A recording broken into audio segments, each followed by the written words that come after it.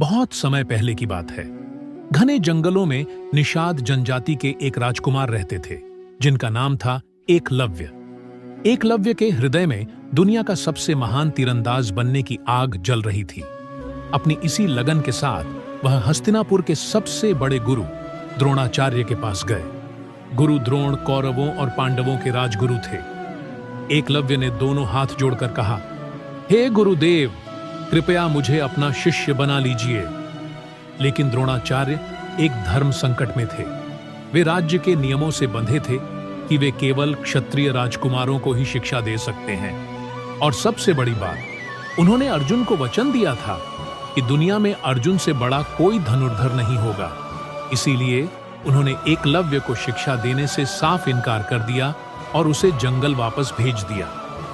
कोई और होता तो निराश होकर टूट जाता, लेकिन एकलव्य साधारण नहीं था। उसकी गुरुभक्ति किसी इंसान की मोहताज नहीं थी। उसने जंगल में जाकर अपने हाथों से गुरु द्रोण की मिट्टी की एक सुंदर मूर्ति बनाई। उसने उस मिट्टी की मूर्ति को ही अपना जीवित गुरु मान लिया। रोज सुबह वह मूर्ति के सामने शीश झुकाता और दिन रात धूप बारिश की परवाह किए बिना कठोर अभ्यास करता। उसकी इस अटूट श्रद्धा और अनुशासन ने चमत्कार कर दिया।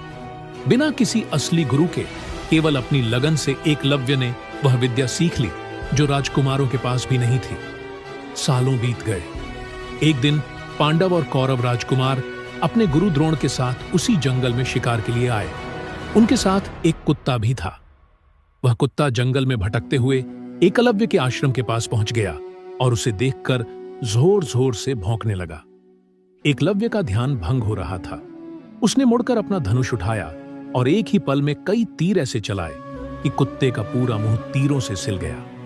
लेकिन सबसे बड़ी हैरानी की बात यह थी कि कुत्ते को एक खरोंच तक नहीं आई और खून की एक बूंद भी नहीं गिरी। जब वह कुत्ता वापस द्रोणाचार्य और अर्जुन के पास पहुंचा तो वे यह देखकर सन्न रह गए। द्रोणाचार्य समझ गए कि यह तीरंदाज अर्जुन से भी कहीं ज्यादा कुशल है। गुरु द्रोण तुरंत उस तीरंदाज को ढूंढते हुए गए। वहां जाकर देखा तो एकलव्य उनकी मिट्टी की मूर्ति के सामने अभ्यास कर रहा था। द्रोणाचार्य ने पूछा, हे युवक, तुमने यह अद्भुत विद्या किससे सीखी? एकलव्य ने मुस्कुराकर उनके चरण छुए और कहा, आपसे ही गुरुदेव। यह सुनकर द्रोणाचार्य को अपना वह वचन याद आ गया जो उन्होंने अर्जुन को दिया था। अर्जुन को सर्वश्रेष्ठ बनाए रखने के लिए उन्होंने एक बहुत ही कठोर निर्णय लिया।